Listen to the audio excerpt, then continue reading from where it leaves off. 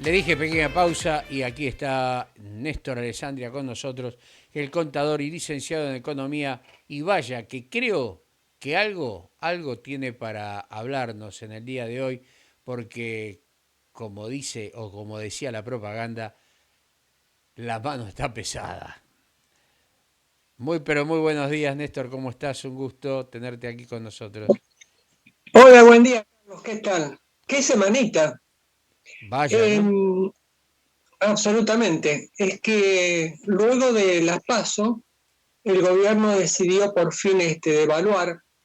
Estoy hablando de por fin porque en realidad estas medidas deberían haber sido hechas mucho antes y tener un panorama más estable en estos momentos. Este panorama que existe actualmente es una remarcación de precios violenta. Fíjate que al día siguiente, por ejemplo, la carne subió un 20%, neumáticos 25%, verduras 20%. Hay remarcaciones y hay también resguardo de los mayoristas con respecto a sus stocks. Está faltando en muchos supermercados, por ejemplo, azúcar, yerba. Me parece que es un panorama incierto, un panorama que era necesario, por supuesto, un reacomodamiento del tipo de cambio, pero no de esta manera. Pero fíjate una cosa, este reacomodamiento del tipo de cambio se da hasta fin de octubre. En noviembre vamos a tener un nuevo tipo de cambio.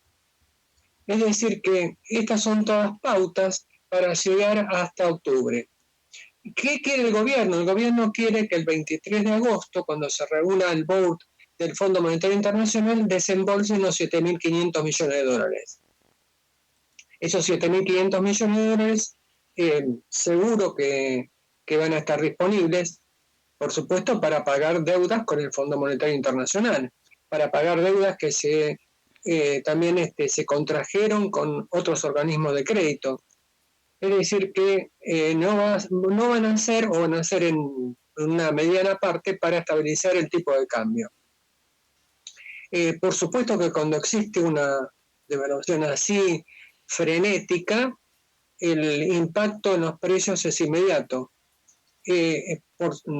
También se produce una disminución del salario real de los trabajadores, con lo cual lo que tenemos es una esperalización de la inflación que no solamente está dado por las consultoras que en agosto va a ser de 2 dígitos, 10-12%, sino hasta el propio gobernador eh, de Buenos Aires asume que va a ser de esa magnitud. Mientras tanto, tenemos, por supuesto, propuestas de los candidatos. Cada uno de los candidatos incluso está hasta, entre comillas, rindiendo examen ante el Fondo Monetario Internacional, ante el gobierno de los Estados Unidos, porque lo que existió después de las pasos fue una sorpresa significativa. De todos modos, nosotros habíamos dicho en estas columnas que existía un voto bronca, y ese voto bronca iba a ser tomado por Milei en estas pasos. La incertidumbre es si con posterioridad se mantienen los adeptos a los votos de Milei, que son en realidad de la juventud, mientras que los de mediana edad están dados por Bullrich y también por una parte por Massa. Esta semana también hubo un fuego amigo, por ejemplo, de Valdés, diciendo que Massa debería renunciar a su cargo, porque en realidad las obligaciones son significativas. Son tan significativas que no se pueden ordenar el frente interno. Existe una crispación importante. Mientras tanto, el candidato Milei habla de dolarizar la economía. Dolarizar la economía significa que todos los pesos que existen en el mercado son absorbidos por el central. Ahora, pongamos un ejemplo, que no es el tipo de cambio que cerró en la rueda de ayer, pero sí tomé un tipo de cambio de 780 pesos, que era uno de los valores que finalizó en las ruedas en esta semana. Eh, Por el lado del asalariado, supongamos que gana 780.000 pesos por mes. Por supuesto, esto es un ejercicio ficticio porque la mayor parte de la población percibe, ganaría $1.000. Es decir, que el valor no se desvirtúa. Por supuesto que hay que ver después con esos $1.000 qué podría adquirir. Por supuesto que traducido en pesos, el importe es superior al promedio que gana un asalariado argentino. Ahora, ¿se puede hacer una dolarización? Sin reservas, obviamente no se puede hacer. Pero también hay que tener en cuenta que el Banco Central tiene activos, por ejemplo, bonos que pueden ser comercializados. Entonces, de esa manera tendrías más importes para extraer del mercado los pesos que se necesitan para después convertirlos a dólares. ¿Significa esto que va a haber un plan Bonex, es decir, una toma de pesos compulsiva? Yo entiendo que no. Yo entiendo que no, porque si de esta manera no se respetarían los valores fundamentales, porque siempre tiene que existir contrapesos para poder justificar una medida. Y esto no opta para alguna mayoría o por alguna diferencia de votos que pueda sacar el candidato Milei o quien sea en las próximas elecciones de octubre. Es difícil también en este momento porque en realidad tenemos un 40-50% de pobreza, tenemos un déficit fiscal de 4 al 5% del PBI. Lo que tenemos que atacar, sin duda, es el tema de la diferencia de ingresos contra egresos. Tenemos más egresos que ingresos. Entonces, ese déficit fiscal, el déficit fiscal primario, es decir, antes de computar intereses de deuda, es necesario solucionarlo. ¿Cómo se soluciona? Se soluciona, por supuesto, no emitiendo más. Volvemos a repetir siempre el mismo tema de que la emisión monetaria en sí no es mala en la medida que que existan respaldos productivos que sustenten esa emisión monetaria. La emisión monetaria sin ton ni son, un plan platita y demás, indudablemente lo que hace es agregar más leña al fuego. Entonces, la redefinición del Banco Central significa darle más poder al Banco Central para que cumpla su función específica. Y la función específica actual es simplemente allegar fondos al Tesoro para el desarrollo de sus actividades. Yo entiendo que el Banco Central no debe desaparecer, lo que sí que debe tener una función más activa, no depender políticamente de lo que dice el gobierno y ser un contrapeso para absolutamente la actividad económica. Ustedes. Sí, te estaba escuchando atentamente, obviamente coincido contigo ampliamente, pero hay algo que me gustaría remarcar, ¿no? Vos hablaste de una fuerte devaluación que llegó prácticamente al 22%, obviamente esto se trasladó a precios inmediatamente. Es más, vos ibas a un supermercado y te indicaban que de lo consumido en góndola, en la caja iba a tener un recargo entre el 15 y 20%, en algunos casos el 15, en otros el 20%, iba, digamos, fluctuando de cada lugar. Pero el impacto que hizo en la población es un dato creo que más que importante. Muchos, miles de argentinos han pasado al nivel de pobreza a partir de esta devaluación. Y algunos que estaban en pobreza pasaron a la indigencia. Ahora se habla de una nueva devaluación que, como vos bien dijiste anteriormente, se tendría que haber dado mucho antes, en forma gradual, para ir acomodándose, porque hoy se corre el grave peligro de que en la asunción del nuevo presidente, sea quien sea, con excepción tal vez del oficialismo, que creo, sin desmerecerlo, que es difícil que logre la renovación de su mandato, haya serios problemas sociales. Ahora no se están dando porque ellos están gobernando, ¿eh? Pero aquel que asuma y que empiece a atentar contra planes, contra todo subsidio que el Estado dé, contra todo empleado público, sin tener una contramedida, obviamente, ¿no? Porque una cosa es redistribuir y otra cosa es dejar gente literalmente sin ingresos, puede llevar a un nivel social de contundencia muy fea, muy fea. Y esto es lo que nadie ha evaluado, por lo menos, no he escuchado de los periodistas que tanto hablan de economía y demás, sin denostarlos, obviamente, porque cada uno tiene la libertad, gracias a Dios, de expresarlo. Yo creo que es un tema que hay que analizar en forma profunda. Ah, Carlos, pero usted está diciendo que quiere seguir con más de lo mismo. No, no quiero seguir con más de lo mismo. Yo lo que quiero es gente con capacidad para poder, de alguna manera, esas fuerzas que como imán pueden chocar, que se lleve una solución, que yo sé que no es fácil. Es una ecuación muy difícil, porque nos han llevado a una situación de un cuello de botella mucho más chico que un cuello de botella. Discúlpeme que sea tan burdo en la explicación. Es prácticamente un lugar donde no tiene, yo diría que es la aguja más pequeña para enhebrar un hilo. Vio que es difícil, ¿no? Sobre todo para aquellos que somos un poquito cortos de vista.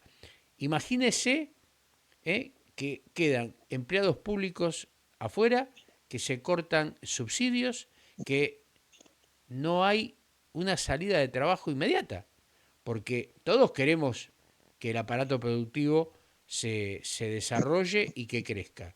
¿Pero con qué?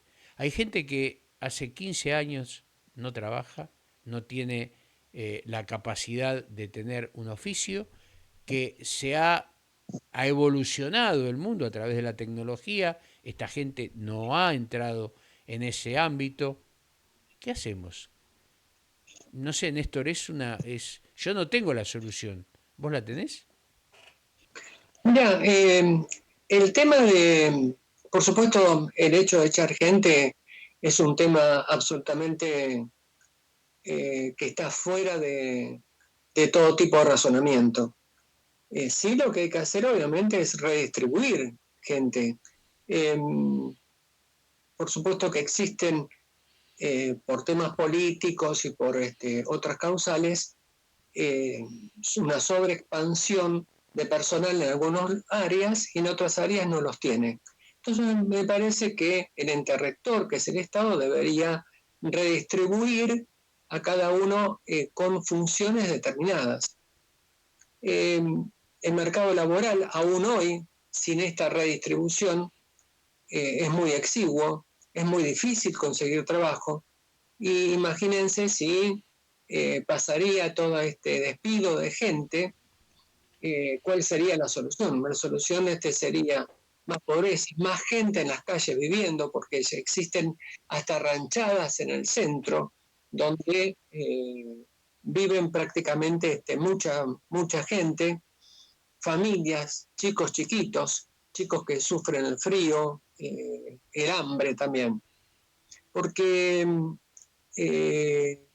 esta redistribución de gente no debería ser traumática.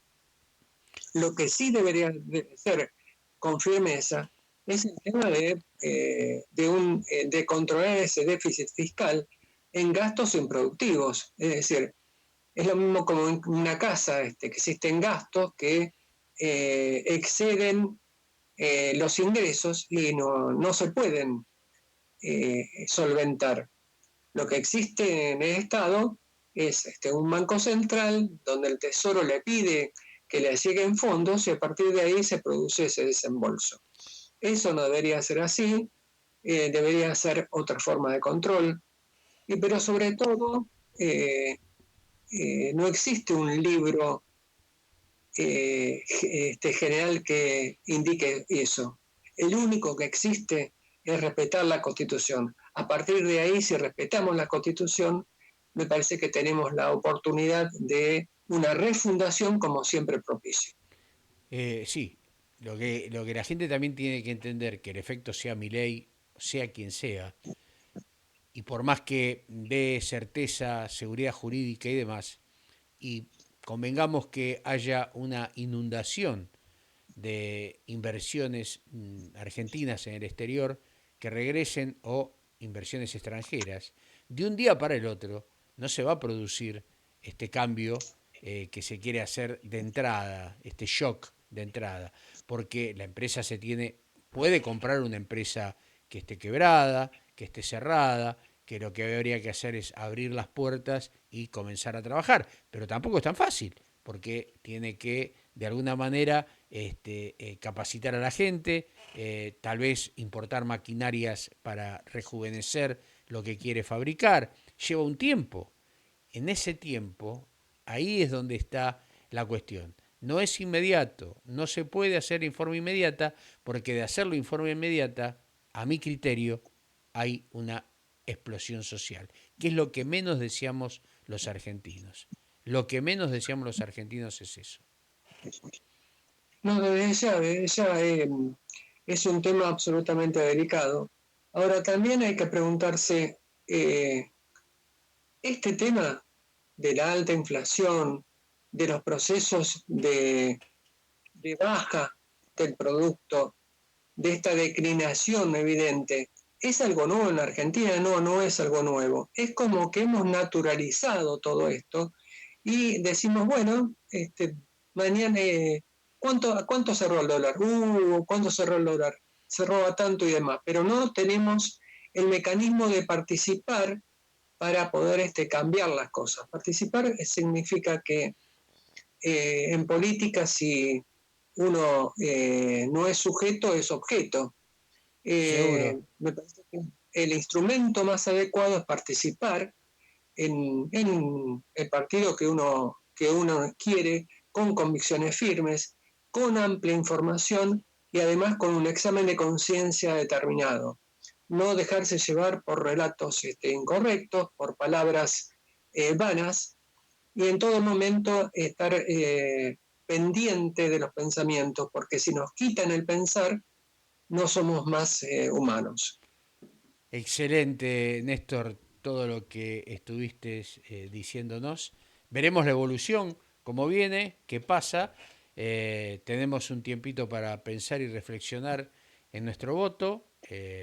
Obviamente cada uno lo hará de acuerdo a sus convicciones. Esperemos que todo sea en paz, que no surjan inconvenientes y que aquel que le toque realmente presidir nuestro país lo haga con honorabilidad y patriotismo, por sobre todas las cosas, pensando no en su carrera política, no en sus amistades, sino en la necesidad de cada uno de los argentinos.